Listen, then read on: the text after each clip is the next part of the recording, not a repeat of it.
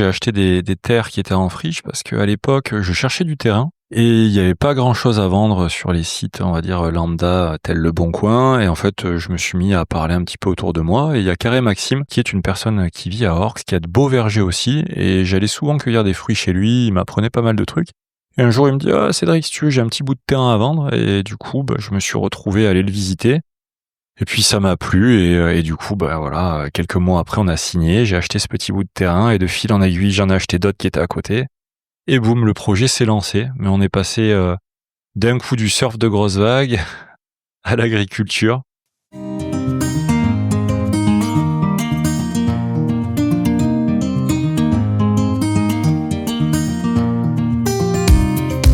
Bienvenue sur Aujourd'hui Écrivons Demain, le podcast Feel Good qui met en lumière les acteurs du nouveau monde et vous redonne espoir. Comme vous, ils en ont marre de ce monde déshumanisé qui marche sur la tête et ne tourne plus rond. Rêvant d'un monde meilleur, ils bousculent les codes et sortent des sentiers battus. Ils proposent des alternatives innovantes, de nouveaux paradigmes ou remettent au goût du jour des savoirs ancestraux. Ils osent s'affranchir du regard des autres et font bouger les lignes pour construire demain.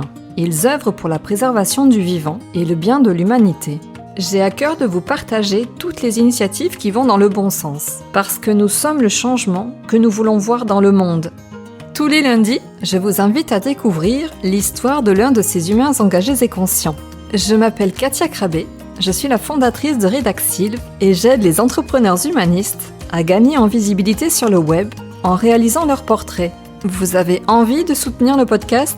Abonnez-vous, mettez 5 étoiles, partagez-le et retrouvez-nous sur les réseaux. Vous souhaitez contribuer au développement du podcast ? Participez librement et en conscience à la cagnotte Tipeee que j'ai créée. Vous trouverez tous les liens dans le descriptif. Et en attendant, bonne écoute !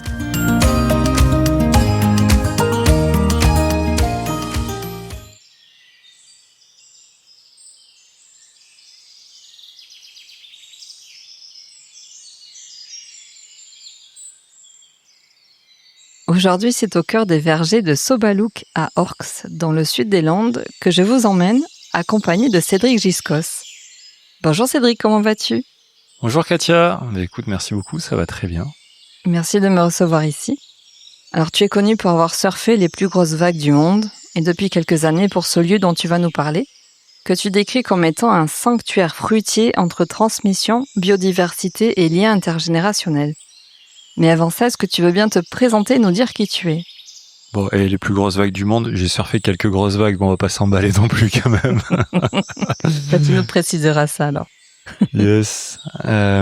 Écoute, donc c'est Cédric Giscos, je suis professeur de surf et professeur de natation à Seignos. Et j'ai créé aussi les vergers de Sobalouk, un petit projet agricole avec des vergers conservatoires sur la commune d'Orx, voilà, depuis 5 ans. Est-ce que tu peux nous expliquer justement comment tu es venu acheter ces parcelles de terre landaises que tu m'avais dit être en friche quand tu les as acquises pour les transformer en vergers ? En fait, j'ai acheté des terres qui étaient en friche parce qu'à l'époque, je cherchais du terrain et il n'y avait pas grand-chose à vendre sur les sites, on va dire, lambda, tels Le Bon Coin. Et en fait, je me suis mis à parler un petit peu autour de moi. Et il y a Carré Maxime, qui est une personne qui vit à Orx, qui a de beaux vergers aussi. Et j'allais souvent cueillir des fruits chez lui. Il m'apprenait pas mal de trucs.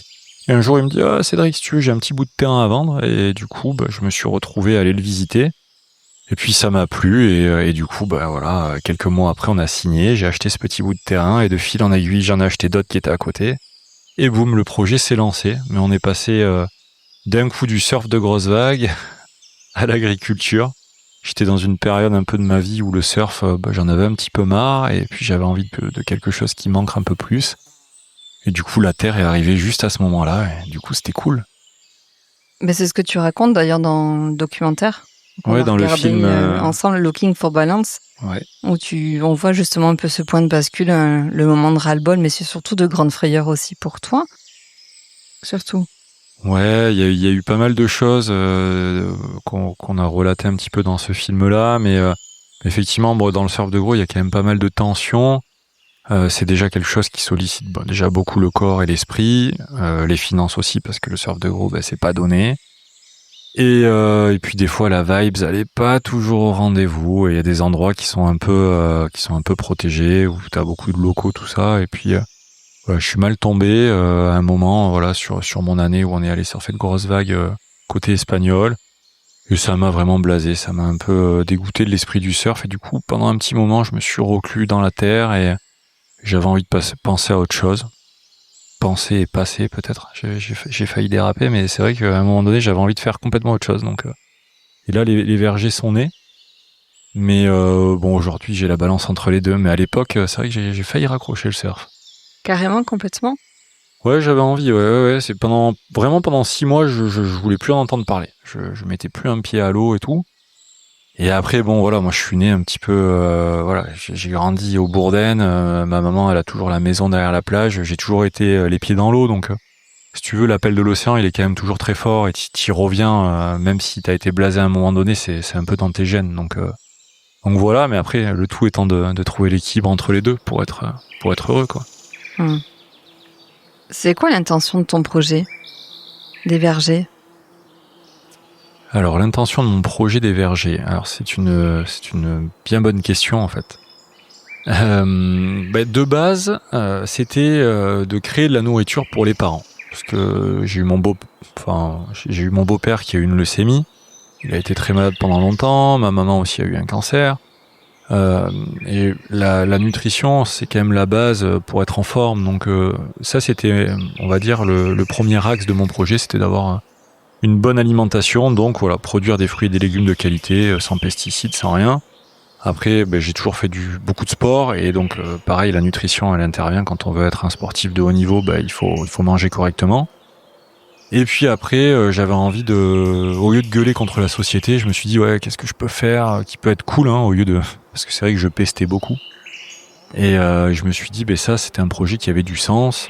Au même moment, mon ex-copine me disait, ah Cédric, tu vas pas surfer des grosses vagues jusqu'à la fin de ta vie. À 80 ans, t'auras pas tes shots d'adrénaline pour te calmer. Faut que tu trouves un truc qui t'ancre. Donc voilà, toutes ces réflexions, ça m'a amené à ces terres, à Orx, et puis l'envie de transmettre aussi, de partager avec les anciennes générations, transmettre aux nouvelles. Voilà, les faire sortir les jeunes des écrans aussi. Tu vois, c'était une bonne motivation, voilà, pour amener ce projet-là. Est-ce que tu as réussi à les faire sortir de leurs écrans? Mais écoute, la semaine dernière, on a fait un petit atelier sur les terrains. J'avais des jeunes enfants et quand je les ai vus goûter les premières pêches et manger les premiers cassis dans le verger, écoute, ils avaient les yeux qui pétillaient. Il n'y avait pas d'écran, ils avaient l'air heureux, ils couraient partout. C'était cool, franchement, ça faisait plaisir. Donc je pense que, ouais, il y a de l'avenir. Sobalouk, ça veut dire quoi? Alors, Sobalouk, c'est le lieu-dit, en fait. Voilà, c'est pour ça que je les ai appelés les vergers de Sobalouk. Ça me faisait marrer ce nom, mais en même temps, c'est le nom du lieu, donc j'avais pas envie de le changer. Je trouvais ça cool. Puis tout le monde connaît ce lieu, en fait, à Orx, donc voilà. Mais c'est toi qui l'as créé, qui l'as choisi? Non, c'était le lieu-dit voilà, qui existait sur les anciennes cartes du cadastre, tout ça. Et justement, dans le documentaire auquel on a fait référence, t'expliques aussi tout le travail que tu as accompli. On te voit justement, c'était en 2021, au tout début. Moi, je l'ai vu aujourd'hui, donc 4 ans après, quelle évolution. T'as fait un sacré travail. Ouais, ça a été un sacré boulot et une longue aventure, parce que c'est vrai que entre le jour où tu achètes tes terrains et tu commences à nettoyer, à préparer, à clôturer, tout ça, et le jour où tu manges tes premiers fruits, il se passe quand même un certain laps de temps. Donc ça t'apprend à développer certaines qualités, comme la patience. Et le lâcher prise aussi, des fois, quand ça se passe pas bien, parce que ça arrive d'avoir des galères, hein. Voilà, hein, quand on cultive un terrain qui était très acide, où il y avait des anciennes coupes de pin, il faut que tout l'écosystème, toute la biodiversité, tout le sol se rééquilibre. Parce que à un moment donné, si tu avais une coupe de pin, tu dois tout dessoucher, tout ça. Donc tu bouleverses un peu la vie du sol, et derrière tout, ça doit se recréer, donc ça prend beaucoup de temps. Il faut vraiment être patient. Mais ça en vaut la chandelle, parce que voilà, 5 ans après, on commence à avoir des super bons fruits, on a des fleurs partout. Il y a des abeilles dans tous les sens, c'est magnifique, quoi. Il y a une vie qui est exponentielle, j'ai l'impression. Chaque année, on voit de plus en plus de choses, et pour travailler sur les terrains avec une botaniste, elle me dit que il y a pas de comparaison avec l'avant et l'après. Elle me dit c'est hallucinant tout ce qu'on a maintenant, parce que dans une coupe de pain, il y a pas grand chose de base, donc c'est cool, ouais. Comment t'as réussi à faire qu'il y ait autant de vie? Comment j'ai réussi à faire qu'il y ait autant de vie? Ben, déjà en restaurant les sols, en leur amenant de la matière, en amenant du BRF, là, le bois raméal fragmenté. On en a mis beaucoup de couches pour faire un espèce de terreau naturel. En fait, en se dégradant avec les champignons, ça fait du terreau. Et t'as les vers de terre qui viennent dedans, t'as plein de petits organismes qui décomposent tout ça. Et donc la vie, elle se met petit à petit. On a ramené des couches de feuilles, on a ramené aussi du fumier parce que j'ai des amis qui avaient un centre équestre, donc on a ramené beaucoup de ça aussi. Puis tu sèmes des engrais verts, tu vas chercher de la paille et du fumier, de la paille et de la paille et du foin, pardon, de la paille et du foin. Et du coup dedans, souvent t'as des graines, donc en amenant ça, ça ensemence aussi, ça ramène d'autres espèces de graminées, de fleurs sur ta parcelle. Et puis petit à petit, et puis il y a les oiseaux aussi qui viennent, qui font caca partout et qui ramènent des graines aussi par eux-mêmes. Et du coup, les prairies deviennent de plus en plus riches, quoi. Et donc ça, c'est cool. Comment tu as appris à faire tout ce que tu fais parce que ça demande d'être jardinier, permaculteur, oui, permaculteur, forestier, élagueur, bûcheron. Ouais. Et comment j'ai appris ça? C'est pas mal. Alors ma génération, on est un peu la génération entre l'avant digital et l'après digital. Donc j'ai quand même pu bénéficier des réseaux et de YouTube qui m'a beaucoup aidé pour le coup. J'ai regardé pas mal de vidéos, par exemple pour apprendre la greffe des arbres fruitiers. Par contre, pour apprendre le bûcheronnage, c'est les anciens. Ça, voilà, c'est eux qui m'ont montré comment on faisait. Ils ont pris vraiment le temps de m'expliquer et ça, c'était un savoir précieux. Et je les remercie d'ailleurs, Roland et Hubert, qui ont toujours été là pour m'épauler. Donc ça s'est fait, voilà, un peu par les réseaux, après un peu par les gens qui étaient sur place, qui étaient bienveillants et qui étaient derrière moi. Mon grand-père aussi. Mon grand-père était à moitié bûcheron, à moitié agriculteur, à moitié chauffeur de poids lourd. Et lui aussi m'a transmis un peu cet amour pour la nature et une partie de son savoir-faire aussi. Voilà, c'est des rencontres, c'est plein de choses qui m'ont amené à cette connaissance. Et après, j'ai fait de la formation aussi. Il y avait des formations avec le conservatoire végétal de Montesquieu. J'ai pu rencontrer Jean-Louis Bonnet qui m'a appris à greffer. Donc j'ai appris un peu sur Internet et un peu avec lui aussi. Donc voilà, tout ça petit à petit avec la curiosité. C'est surtout, il faut beaucoup de curiosité et c'est ça qui t'amène à cette petite connaissance qui se construit petit à petit. Puis il y a pas longtemps, t'es parti en montagne. Ouais, il y a pas longtemps, je suis parti en montagne avec un berger et ça c'était trop bien, c'était une belle expérience.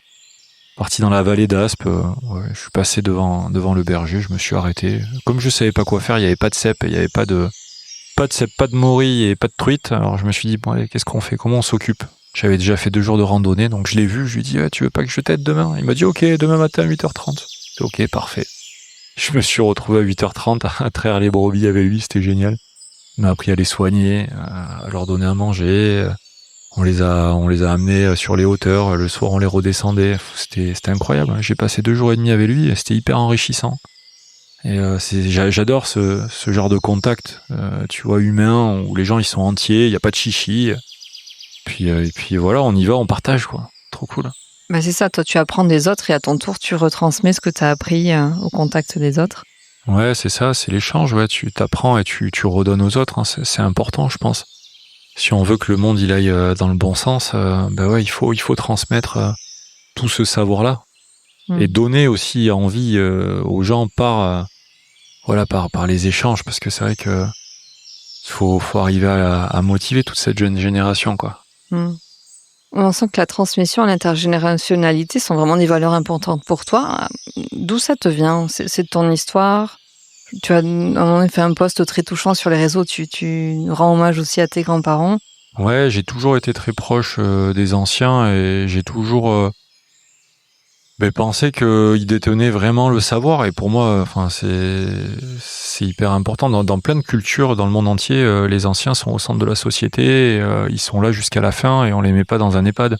Alors je dis pas que c'est pas bien de mettre des gens dans des EHPAD, des fois ils sont obligés tout ça, mais je trouve qu'aujourd'hui on a trop tendance à se faciliter la vie et à dégager un peu dès qu'on est un peu embêté les anciens plutôt que de les mettre au centre de notre vie de famille. Après, il y a des familles qui conservent, c'est les traditions et les anciens sont au centre quand même de la famille, mais il y en a de moins en moins. Et je trouve que c'est dommage. Moi, mes grands-parents, j'ai toujours été très proche d'eux. Ma maman s'est occupée de ma grand-mère jusqu'à la fin, et je trouve que c'est beau. Et on a beaucoup à apprendre d'eux. Quand j'ai lancé mon projet, Roland et Hubert, ils étaient là tous les jours pour m'aider, pour m'épauler, pour m'inspirer. Et grâce à eux, j'en suis là aujourd'hui. Mais sans eux, je pense que je serais encore en train de ramer, à mon avis. Sur ta planche? Sur ma planche, dans la gadoue sur les terrains, embourbé avec mon tracteur. Ah, ils sont venus me sortir un paquet de fois de la boue. C'est eux qu'on voit dans le documentaire. Ouais, c'est eux qu'on voit dans le Push Balance, ouais, carrément. Ouais. Et ils continuent à venir te voir?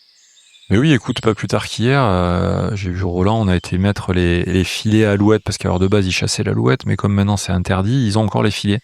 Ce qui est bien, c'est que les filets, c'est bien aussi pour protéger les pêchers. Et comme on se fait manger toutes les pêches cette année, on a été installé avec Roland, les petites protections ensemble, et c'était hyper cool. Et j'étais content en fait de l'amener sur le terrain et de lui montrer, de lui dire tiens, regarde, tu te rappelles 5 ans avant, tu m'as aidé à poser les portails, tu m'as aidé à terrasser le terrain avec la pelleteuse, tu m'as aidé à planter les piquets. Mais regarde maintenant les arbres, ils produisent et vas-y, cueille-toi des pêches, tiens, c'est pour toi.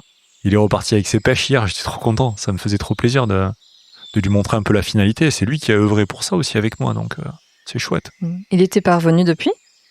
Si, il est revenu, mais des fois, moi, tu sais, en été, je suis tout le temps en train de courir avec les cours de surf, donc je vais rarement au terrain, c'est beaucoup papa qui prend le relais aussi.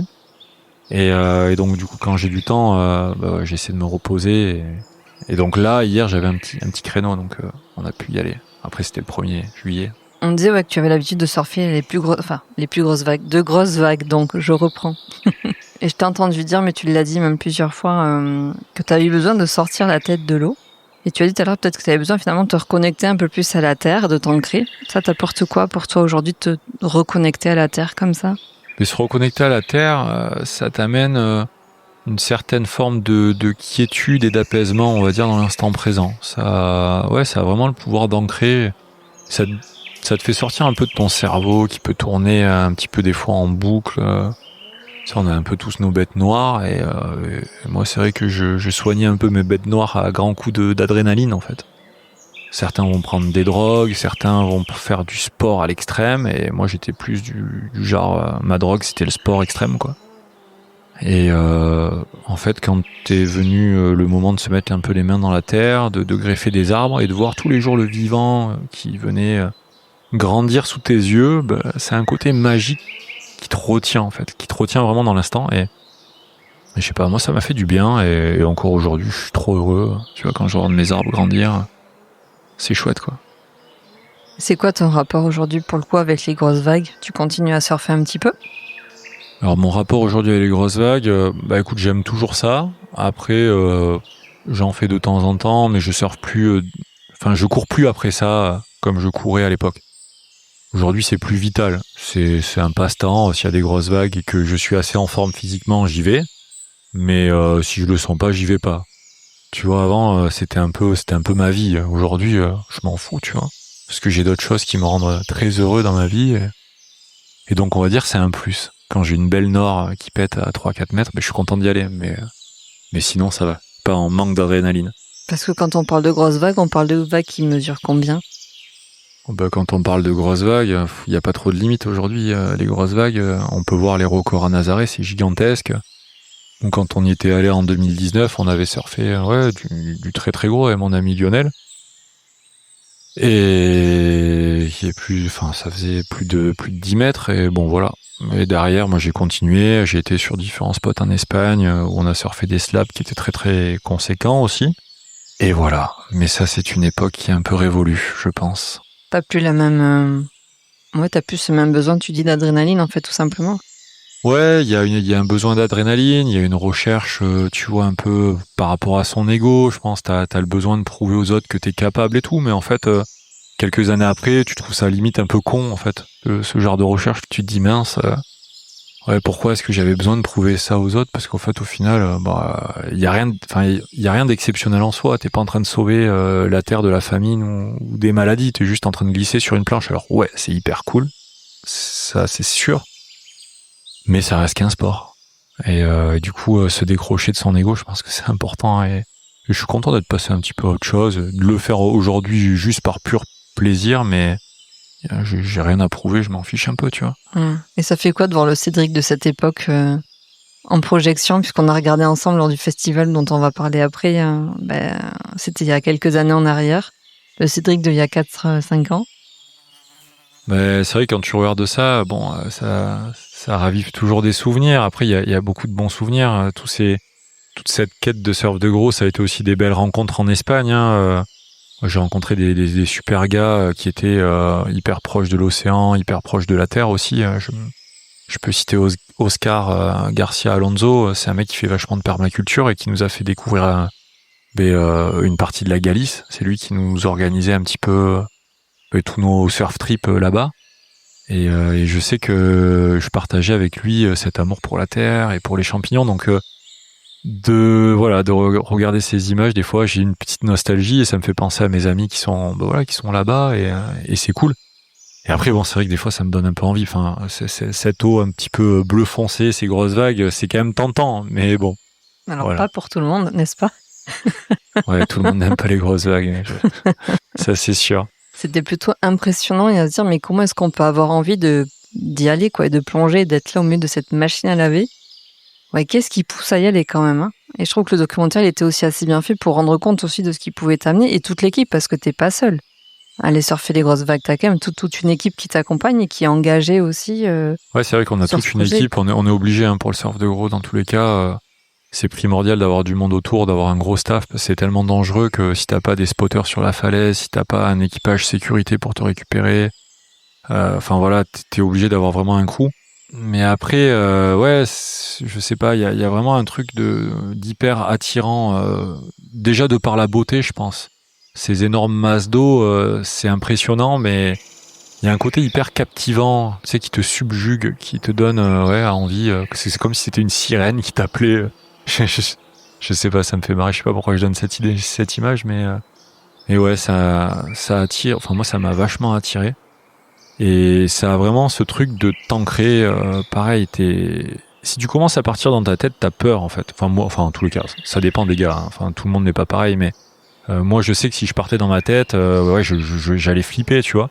Et du coup, je faisais un peu ce travail-là d'écouter vraiment le son des vagues, de sentir l'odeur et d'être hyper attentif à ce que je voyais. Et du coup, je faisais un peu le vide en fait. Et du coup, je sortais un peu de ma tête et de mes angoisses. Et en fait, t'es pleinement dans ton action. Et je trouve ça ouf de vivre. Je sais pas comment dire. C'est tellement décuplé, c'est tellement gigantesque que je sais pas. Les sons, ils sont hallucinants. Ce que tu vois, c'est magnifique. Je sais pas. Tout est hyper intense et ouais, c'est un peu une drogue. Hein. C'est dur de s'en séparer en fait. Il y a quelque chose qui me revient que j'avais pas noté, qui m'a fait penser à une réflexion d'une collègue à moi qui surfe et qui me disait l'état de bien-être qu'elle pouvait ressentir, enfin elle a même du mal à me décrire cet état dans lequel ça peut te mettre quand tu passes sous la vague. Et je sais plus si je t'ai entendu le dire dans une interview ou quoi, mais tu faisais aussi référence à cet état presque méditatif où il y a un état très particulier aussi. Et peut-être qu'il vous appelle à ce point, qu'il vous appelle sans arrêt à revenir à l'eau, prendre la vague, aller surfer la vague. Et quand t'es sous l'eau, en fait, tu te coupes un peu du monde parce que t'es plus soumis au même son. T'es dans une autre sphère. Et c'est vrai qu'il y a un aspect très méditatif et tu le ressens vachement quand tu fais de l'apnée. Du coup, pour en avoir pratiqué pas mal d'apnée pour mes préparations, c'est vrai que tu ressens un apaisement qui est difficilement descriptible, quoi. Et je sais que derrière les séances d'apnée, moi, j'étais vachement bien et ouais, c'était assez ouf. Franchement, j'en ai des très très bons souvenirs. Et j'ai beaucoup de potes qui décrivent la même chose sur ça et sur la chasse sous-marine aussi, tu vois, quand ils sont immergés, qu'ils vont aller chercher leurs poissons, ils ont ce côté positif, ouais. Bon, t'as pas complètement arrêté parce que tu continues à donner les cours de surf? Ouais, carrément, j'ai toujours l'école de surf qui continue et la moitié de l'année, je donne toujours mes cours entre Seignos, Sausgur et Cabreton. J'aime bien pouvoir transmettre ça. C'est tellement cool là, les gens qui viennent apprendre, en fait, ils sont tellement émerveillés. En fait, au bout d'un moment, quand tu surfes, en fait, tu veux toujours plus et plus et plus. Mais en fait, la première sensation, quand tu montes sur la planche, elle est déjà incroyable. Même que tu surfes une vague de 20 mètres ou que tu surfes ta première mousse qui fait 30 centimètres, ben c'est ouf aussi, en fait. Moi, je me rappelle de mes premières sensations quand j'étais gamin. Et c'était complètement dingue, quoi. Tes premières petites vagues, t'es tellement heureux. Et je les vois, en fait, s'émerveiller de ça. Et c'est super, moi, tu vois. C'est un truc qui me fait trop plaisir de les voir autant kiffer, en fait. J'ai vu, alors il y a 2 choses que je veux dire par rapport à ça. J'avais vu, et tu m'en as parlé aussi tout à l'heure, comme tu proposes tes cours de surf et tu proposes ensuite à tes élèves de passer au verger pour récolter les fruits. C'est quand même génial ce que tu proposes. Ouais, ça arrive de proposer les cours de surf et après d'aller au verger. Là, on l'a fait hier, justement. Enfin, on a inversé plutôt. Hier, on est parti d'abord au verger, ramasser des cassis et des pêches. Parce que j'ai des potes, je dis des potes, c'est mes élèves de base, mais comme c'est une petite école, en fait, mes élèves deviennent mes potes, en fait. Du coup, voilà. Mais du coup, il y en a un qui adore faire des gâteaux, il était trop chaud, en fait, pour tester avec, ce que j'avais sur les terrains. Donc, on a fait la récolte tous ensemble hier. Et tu vois, il nous a fait des super financiers pour ce matin, pour le cours. Il nous a fait des financiers au cassis, ils étaient incroyables. Et juste avant, donc, on a fait le petit-déj ensemble, et après, je leur ai fait leur session de coaching. Donc ouais, c'est cool de faire la passerelle en fait entre les deux. Je trouve ça assez intéressant et ils sont, je trouve qu'ils sont assez connectés à ça. Tu vois, ils passent de l'un à l'autre, tu vois, de l'élément haut à l'élément terre et à chaque fois, je sais pas, je les vois bien ancrés dans les deux et je trouve ça rassurant de voir des gens aussi sensibles à ces deux éléments. Et qu'est-ce qu'ils en pensent ou qu'est-ce qu'ils en disent justement de cette double expérience de profiter de tes vergers puis de venir avec toi dans l'eau? Qu'est-ce qu'ils en pensent? C'est une bonne question. Parce qu'ils viennent initialement peut-être juste prendre un cours de surf et puis finalement toi tu les embarques au verger, ramasser des fruits, voire préparer le goûter ou le petit-déj. Bah écoute, ouais, je sais pas, ils sont contents, ils ont l'air en tout cas. Je sais pas, tu sais, je me pose pas trop de questions. Moi, en fait, je les embarque un peu dans mon univers, tu vois. Des fois, c'est comme je pars en montagne, je leur dis, ouais, vous voulez venir faire un tour en montagne, une rando? Ils sont là, ouais, cool, et on se retrouve tous en rando, tu vois. Je trouve ça cool, en fait, c'est du partage, tu vois. Moi, j'ai un pote, pareil, il fait beaucoup de tennis, il va te dire, allez, viens, on va faire un tennis. Allez, go. Et il est super bon tennisman et il t'apprend un peu sur la technique. Tout ça, c'est du partage, tu vois. Du moment que t'es content de faire partager quelque chose à quelqu'un, je pense que la personne en face, elle est contente de venir, être avec toi et de se mettre dans ton univers. Donc, je pense qu'ils voient content aimer terrain, ils sont contents aussi quand ils viennent et c'est cool, quoi. Et toi qui es aussi si généreux, parce que tu es quand même quelqu'un de très généreux, il faut le dire. Très généreux, je veux dire, tu ouvres, plusieurs fois tu m'as dit, un tel est venu ramasser les fruits sur mon terrain, l'EHPAD est venu récolter les fruits sur mon terrain. Oui, mais après, moi, ça me paraît normal parce que, si tu veux, quand j'ai fondé mon projet, j'ai eu des gens qui sont venus m'aider, ils ont pas compté les heures, ils étaient là, on a fait beaucoup de woofing. Et quand les gars ils débarquent, ils bossent 2 mois pour toi et en échange ils ont le couvert et encore t'as pas de thunes. Alors eux aussi ils se retrouvent à te payer des trucs, tu vois, parce qu'à l'époque j'étais vraiment à la ramasse quand j'ai monté le projet des terrains. Tu te dis que toi on t'a donné, sans ce don, ça aurait été hyper compliqué et donc du coup c'est normal de donner en retour. Et des fois tu donnes pas forcément aux gens qui t'ont donné parce que les chemins de vie, tu sais pas pourquoi, les personnes vont. Tu vois, celui qui m'a tout terrassé, qui a terrassé une bonne partie des terrains, il est parti en Australie. Aujourd'hui, je peux pas trop lui rendre la monnaie de sa pièce. On se donne des news, tu vois, mais ça me paraît normal de donner à d'autres gens, tu vois. Et puis, ces gens-là, ils me redonneront peut-être pas, mais ils donneront à d'autres, tu vois. Et c'est ça qui est cool, en fait. C'est l'entraide, au final. Si tout n'était qu'argent, je pense que ce serait un peu triste, en fait. Et un petit peu dans le même état d'esprit, j'ai vu que récemment tu proposais des cours de surf solitaire, je sais plus comment tu les as appelés aussi d'ailleurs, si tu leur as donné un nom, pour des personnes qui étaient atteintes du cancer, qui étaient encore peut-être en cours de traitement ou en rémission. Ouais, carrément. Ouais. Alors j'ai lancé cette initiative. Alors écoute, pour pas te mentir, ça a pas marché. J'ai eu qu'une personne qui m'a demandé. Et en fait, on n'a pas réussi à se caler la date. Et on est en train de voir, on va essayer de la recaler. Et donc, je pense le reproposer pour voir. Alors, je sais pas, j'ai peut-être pas touché assez de monde avec mon réseau. Ou peut-être que les gens n'ont pas osé aussi. C'est possible. Donc c'est quelque chose moi qui me tient à cœur parce que bon, j'ai eu mes parents qui ont été malades de ça, donc j'ai perdu des amis aussi du cancer, donc c'est vraiment un sujet qui est assez fort pour moi. Donc ça me paraissait normal d'essayer d'œuvrer dans le bon sens pour leur donner un petit peu de positif et voilà. Donc voilà, c'est des activités que je vais essayer de reproposer. Et donc je te dirai un petit peu ce que ça aura donné. Mais voilà, sur cette première édition, j'ai pas réussi à capter les gens. Mais écoute, on va voir sur la deuxième, on va essayer. C'est quoi ton but là, ton intention, ou les connecter à l'eau, les faire monter sur une planche Bah écoute, l'intention clairement, elle est juste qu'ils oublient la maladie ne serait-ce qu'une heure et demie pendant le cours et qu'ils kiffent leur moment, qu'ils soient dans l'océan et qu'ils se détendent et qu'ils puissent vraiment penser à autre chose, quoi. C'est surtout ça. C'est vrai que le quotidien, quand t'as un cancer et tout, entre les traitements et les effets secondaires et tous les rendez-vous médicaux, c'est vrai que c'est assez vite oppressant et lourd. Alors, moi, j'ai jamais eu de cancer, donc je me mets pas non plus à leur place, mais pour avoir vu mes proches et mes parents, ouais, ça a l'air compliqué. Donc, je me dis une petite parenthèse où tu penses à autre chose, ça peut être sympa dans une guerre qui est assez des fois assez compliquée.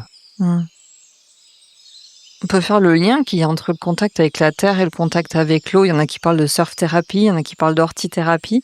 Ouais. Finalement, l'air de rien, tu fais de l'accompagnement sans même peut-être t'en rendre compte. Tu notes toi-même peut-être les bienfaits que ça a que d'être au contact de la terre ou de l'eau. Ouais, carrément. Et t'embarques dans ton sillon, voilà, à travers tes cours de surf ou des visites au verger, par exemple, ou des récoltes de fruits. T'es dans une forme d'accompagnement ouais, c'est vrai que involontaire. Je me suis jamais trop posé la question pour le coup. Mais ouais, je pense que dans tous les cas, l'élément naturel, il a le don de te soigner ou de t'apaiser. Et voilà, qu'on amène dans les vergers, qu'on amène à l'océan, ou que, je sais pas, tu sois initiateur de moyenne montagne et t'amènes un groupe de gens qui sont pas hyper en forme, voilà, faire une petite rando en pleine nature, je pense que tout ce qui touche à la nature, ça t'aide, hein, elle est là pour nous, et c'est cool d'être à son contact. Hein. C'est pour ça que tu étais parmi nous au Festival des Possibles le week-end dernier. C'est pas vrai, c'était moi. Il paraît. On t'a dit que... Ouais. Donc merci d'avoir participé, parce que tu as proposé plusieurs ateliers. Grâce à toi, on a aussi pu voir le documentaire Looking for Balance. Pourquoi tu as voulu participer? Pourquoi tu as accepté d'être là avec nous? Alors, parce que Amandine Lacoste, elle est trop cool. Non, je rigole. Non, en fait, ouais, je connaissais... oui, Amandine, en fait, je l'avais rencontrée il y a quelques années. Elle m'avait parlé de ses initiatives autour de l'écologie et je trouvais ça trop bien. Et ouais, moi, j'ai toujours été très sensible à tous ces mouvements, à toutes ces initiatives. Et là, s'est posé la question d'organiser ce festival. Et j'ai vu qu'il y avait que des belles personnes. J'avais plein d'amis qui ont participé aussi bénévolement à ce festival, et j'étais là, pourquoi pas moi, c'est trop bien, on va être là tous ensemble en train d'œuvrer un peu pour la même cause, donc let's go quoi. Tu nous expliques l'atelier que tu as proposé, alors initialement pour les petits? Ouais, on a proposé un atelier de création de nichoirs pour les oiseaux et aussi pour les chauves-souris. Oui, c'est vrai, les chauves-souris. On a fait les chauves-souris aussi, hein, parce qu'on en a besoin dans nos vergers, hein. C'est des grandes alliées. Et ouais, c'était pour les enfants de base. On a eu quelques enfants, mais on a eu beaucoup d'adultes. C'était assez rigolo. Ceux qui sont restés encore de grands enfants. Ouais, ça faisait vraiment plaisir de voir les papas, les mamans venir créer les nichoirs. Après, j'ai eu des ados, il y a eu aussi des enfants. Et c'était trop cool en fait de pouvoir faire ça ensemble. En plus, j'étais avec mon père et mon beau-père aussi, on était en famille. Et ouais, non, c'était un beau moment. On a eu beaucoup de gens et ouais, trop cool. Comment t'es venue l'idée de proposer la fabrication de nichoirs? Alors l'idée de proposer la fabrication de nichoirs, ça m'est venu du fait que sur les terrains, on cultive totalement en bio, on met aucun produit pour traiter les maladies et les parasites. Et il se trouve que quand t'es au milieu de la forêt, tu te fais vraiment attaquer par toutes les bestioles qui traînent. On a énormément, si tu veux, de papillons qui pondent des larves, des chenilles et qui se mettent dans les troncs des arbres et qui forent des galeries, et du coup ça te déglingue tes fruitiers. Et la meilleure des luttes biologiques, en fait, c'est d'amener des oiseaux sur le terrain et des chauves-souris qui viennent chasser les papillons la nuit. Les papillons qui pondent ces larves-là. Donc du coup, en fait, c'était dans un dans une idée de lutte biologique. Et après, c'est hyper important aujourd'hui d'avoir partout des chauves-souris et des oiseaux. Et du coup, au moins, les gens qui sont venus créer ces nichoirs-là, ils ont pu repartir avec leur petite fabrication. Et moi, il m'en est resté 2-3 pour mettre au terrain, tu vois. Donc c'est cool aussi. Et le fait de poser des nichoirs sur un terrain fait qu'effectivement, il va y avoir plus de... Enfin, comment dire ? Les chauves-souris vont habiter les lieux. Le fait de leur créer un habitat vont favoriser leur venue sur le terrain. Alors, elles sont déjà présentes. Oui, c'est parce qu'elles sont déjà présentes plutôt. Ouais, elles y sont déjà. Il y en a dans des fissures, tu vois, dans des gros arbres, elles se cachent. Après, l'idée, c'était d'en faire venir encore plus, si on pouvait. Plus il y en a, mieux c'est, parce que derrière, elles font vraiment un travail qui est hyper important. Après, moi, j'ai pas de recul par rapport à ça, donc on va voir un peu ce que ça va donner. Est-ce qu'elles vont vraiment bien occuper les nichoirs ou pas ? Je pourrais te le dire dans quelques années. mais voilà, on essaye, on fait le test et on verra. En tous les cas, les oiseaux sont bien là parce qu'ils ont bien attaqué les pêches, donc ils ont l'air d'être en forme et ils ont l'air de kiffer la nourriture qu'ils ont à disposition. Ah oui, ils ont un beau garde-manger. Ah ouais, là, ils ont un super garde-manger, là, pour le coup. Ils sont bien, oui. Et j'ai rebondi aussi, il n'y a pas très longtemps, tu as organisé les portes ouvertes. C'était les premières ?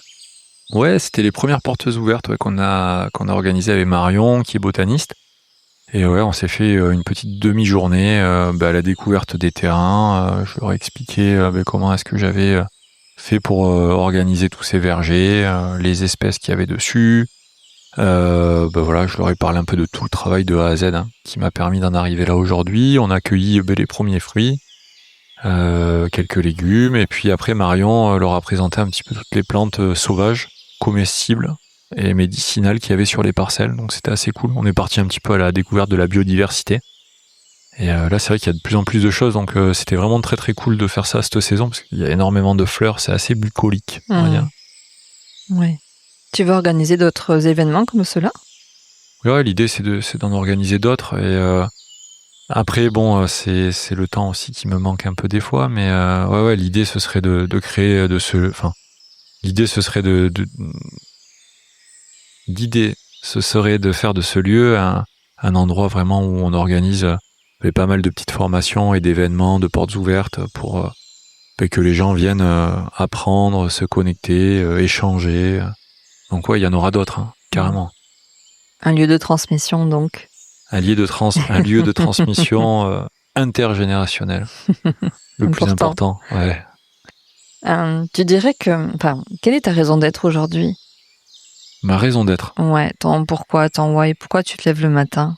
Pourquoi tu fais tout ça, Cédric ? Pourquoi je fais tout ça ? Écoute, pour la transmission, je dirais vraiment. Je sais pas, tu vois, on est là, on grandit, et puis un jour on meurt. Comme la plante, elle prospère, elle fait ses fruits, ses graines, et elle meurt. Aujourd'hui, je pense que c'est un peu ça, c'est tu prospères et tu transmets quelque chose et puis après tu pars. Donc c'est pour ça en fait que je suis autant dans la transmission. Pour moi, c'est un peu ma raison d'être. Après, voilà, chacun a son leitmotiv, chacun a son truc, mais ouais. La transmission donc est une valeur importante pour toi. Je dirais, tu disais aussi l'entraide, moi je disais la générosité. T'en as d'autres valeurs qui sont importantes pour toi ? Ouais, l'honnêteté, la bienveillance, après la curiosité. La curiosité, je pense que c'est hyper important. L'observation aussi. C'est des qualités qui peuvent t'aider à faire pas mal de trucs. Et sans ça, tu peux être bloqué. Faut observer beaucoup de choses, être attentif, ouais. Patient. La patience, très très important. Qu'est-ce que tu aurais envie de dire au petit Cédric aujourd'hui ? Qu'est-ce que j'ai envie de dire au petit Cédric ? Si t'es là devant toi, qu'est-ce que tu lui dirais ? Ouais, t'inquiète, c'est cool. Tu vas manger plein de bons fruits dans quelques années. Tu vas voir, ça va être très très sympa. Je l'aurais pas imaginé, tu vois, ça. On m'aurait dit ça, franchement, du haut de mes 20 ans, tu vois, là j'en ai 37. 17 ans en arrière, ouais, je l'aurais peut-être pas capté que j'aurais fait ça. C'est rigolo, en fait. Quand j'avais 20 ans, j'étais un peu un branleur. Je voulais mon écran plat, ma maison, ma grosse voiture, tu vois. C'est dans mon ego trip. Et là, 17 ans après, t'es là, en fait, t'as juste envie de faire pousser des arbres et semer des fleurs partout. C'est assez rigolo. Le changement, il est assez radical. Après, voilà, c'est c'est ce qui se passe dans ta vie qui te met sur tel ou tel rail, je pense. Et ouais, j'ai eu la chance. Alors des fois, tu peux dire la malchance, t'as la maladie qui arrive, mais la maladie, elle t'apporte pas que du négatif, ça t'apporte aussi, voilà, des changements de direction, ça t'apporte des leçons et de l'ouverture sur plein de trucs. Et du coup, derrière, tu prends d'autres chemins et les chemins derrière, il y a des belles choses aussi. Et c'est que le début. Et c'est que le début, tout à fait. Parce qu'il y a plein de beaux projets à venir. Hein. Je t'ai pas tout dit, hein, tu verras. Tu nous en parles ou pas de tes autres projets? Ah, je veux pas trop dire. Il faut qu'on reste connecté à ton actualité alors. Exactement, il faut suivre les vergers de Sobalouk sur Instagram. Alors oui, comment est-ce qu'on peut communiquer avec toi donc sur Insta? Écoute, pour l'instant, ouais, il y a que l'Instagram où on poste pas mal de news. Donc sur les comptes des vergers de Sobalouk. Et après l'été, je pense qu'on va faire un petit site internet histoire de regrouper un peu toutes les informations. Et voilà, c'est en cours, c'est dans les tuyaux. Ça marche. Pourquoi tu prends la parole aujourd'hui? Pourquoi est-ce que je prends la parole? Ouais. Parce que tu m'as vraiment gentiment invité et que t'es trop cool, alors j'avais envie de venir parler avec toi. Merci d'être là. T'avais un message en particulier à transmettre? Eh bien, si j'avais un message en particulier à transmettre, ouais, ce serait... Enfin, les jeunes, venez mettre les mains dans la terre avec nous, venez passer des bons moments, on va rigoler, on va se marrer. On va finir, on sera dégueulasse, mais on aura des beaux souvenirs à raconter. Qu'est-ce que c'est bien. Mais qu'est-ce que c'est cool, c'est clair. Alors les jeunes, tu cibles quelle tranche d'âge? De pas d'âge à... à 90. Alors venez mettre les mains dans la terre. Ouais, c'est trop bien. On finira tout sale, mais on sera heureux. Ça, c'est cool. Mais comme quand on était gosse et qu'on adorait sauter dans les flaques de boue, se rouler dans la terre. C'est ce que j'allais te dire, ouais. Voilà. Tu voyais une flaque, tu sautais dedans, mais tu rentrais, t'étais dégueulasse, mais t'étais trop heureux, quoi. Oui. Aujourd'hui, on vit dans un monde un peu aseptisé où il faut pas se salir. Mais est-ce qu'on est plus heureux comme ça? Je suis pas sûr, hein. Moi, j'ai passé ma matinée les mains dans la terre à désherber 4 heures sans les gants. Bon, il y en a quelques traces encore, mais qu'est-ce que c'était bien. Ah bah ouais, hein. Là, t'es dans le concret. Hein. C'est clair. Dis-moi, j'invite les acteurs du Nouveau Monde, alors ce que je dis être pour moi les acteurs du Nouveau Monde, sur ce podcast. C'est quoi pour toi le Nouveau Monde? La super question. Alors je sais que ça t'a fait t'arracher les cheveux un petit peu, mais... C'est une question, je trouve, qui est pas évidente. Le Nouveau Monde, qu'est-ce que c'est? Moi, ça me fait penser à deux choses, en fait. Ça me fait penser à ce monde qui se digitalise d'un côté, on va dire, c'est un peu... voilà, tout le numérique qui arrive, tous les réseaux. Alors, c'est bien d'un côté et pas bien de l'autre, tu vois. Et d'un autre côté, ça me fait penser à tous ces mouvements un peu écolos, ces prises de conscience, l'envie de faire mieux, d'apprendre à sauvegarder la nature, de prendre soin de notre terre. Je vois un peu ces deux chemins, tu vois, quand tu me parles de Nouveau Monde. Tu vois, ça me fait penser à ça. Après, l'idée, ce serait un peu de tout connecter et d'amener vers quelque chose de beau, parce que bon, aujourd'hui, il y a le digital, tout ça, mais si on l'utilise pas à outrance et qu'on l'utilise à bon escient, ça peut nous aider pour apprendre certaines choses. Tu vois, aujourd'hui, je me sers pas mal de plantes nettes, tu vois, et c'est une application. Alors, il y en a, ils diront, les puristes des livres, c'est mieux d'apprendre sur des livres. C'est vrai, hein. Mais des fois, voilà, c'est plus rapide d'utiliser une appli, et du coup, si tu gagnes du temps, derrière, t'as plus de temps concret sur tes parcelles à travailler la terre, tu vois. Donc des fois, ça peut avoir un avantage, ce monde un peu digital, à condition d'avoir un juste milieu et de pas tomber dans les extrêmes. Tu vois, je pense que les extrêmes sont pas bons, donc il faut faire attention à ça. Il faut être attentif. Oui, un juste équilibre entre les deux. Exactement, comme le surf de gros, la terre, trouver l'équilibre entre l'océan et notre chère et tendre planète Terre. On a déjà parlé de tout ça, mais toi, comment est-ce que tu apportes ta petite pierre à l'édifice, à ce nouveau monde, à trouver ce juste équilibre entre les deux? Comment est-ce que j'apporte ma pierre? Écoute, moi j'essaie de planter pas mal d'arbres, de créer un sanctuaire, on va dire, d'arbres fruitiers pour sauvegarder les générations. Pour sauvegarder les espèces, qui se perdent. Pour moi, c'est un peu ma petite pierre à l'édifice. Après, c'est de créer aussi ces espaces un peu où la vie se développe et où il y a vraiment pas de produits. C'est vrai qu'aujourd'hui, t'as du mal à trouver un endroit où l'air il est pur, où l'eau elle est pas polluée, où le champignon il est pas plein de métaux lourds, où le poisson il est pas pareil pourri de plomb et tout. Je trouve ça un peu triste, donc je suis content sur les terrains de d'essayer de faire le truc le plus clean possible. Et on va dire que c'est ma pierre à l'édifice. Je fais encore des bêtises. Des fois, j'achète une bouteille d'eau en plastique, c'est pas bien. Je sais que je vais me faire tirer les oreilles. Mais voilà, on n'est pas parfait. On essaye de faire mieux chaque jour. Et voilà, chacun fait son truc à son échelle et c'est cool, quoi. Est-ce qu'il y a une question que je ne t'ai pas posée, que tu aurais aimé que je te pose? Parce qu'on arrive à la fin. Comment tu m'as connu, Katia? Non, je rigole. Par Amandine et par Elisabeth. Ah là là, Non, mais ce qui est drôle quand même, c'est qu'en même temps que Elisabeth et Amandine me parlent de toi, elle te parle de moi, toi tu m'envoies un mail, enfin je me dis moi je vais attendre un petit peu et en fait toi tu m'envoies un mail, bon bref ça s'est fait... La vie est bien faite quand même. Oui, et on a oui. quand même de super amis. Hein. Oui. Hein, voilà, on a les mêmes copains. Et puis j'entendais, ah mais Cédric mais il est pas dispo, il est toujours par bons et par vos. Bon ben toujours est-il, on a réussi à trouver un créneau. Deux hein. Oui, bon parce que j'ai... Même 3 parce que j'ai une visite privative des vergers de Sovalouk. Voilà. Ensuite il y a eu un premier temps, on était censé enregistrer, mais j'ai manqué de mettre la carte SD dans l'enregistreur. Voilà. Aujourd'hui est la bonne. 3e temps, on y est. En tous les cas, c'était un plaisir. Merci de m'avoir invité. Attends, on n'a pas complètement terminé. Alors, est-ce que, avant qu'on fasse peut-être le portrait chinois, est-ce que tu souhaites ajouter quelque chose? Écoute, non, j'ai l'impression qu'on a fait pas mal le tour. Tu as dit tout ce que tu avais envie de partager sur tes projets, les vergers, le surf, ta vision du monde. Écoute, ouais, carrément.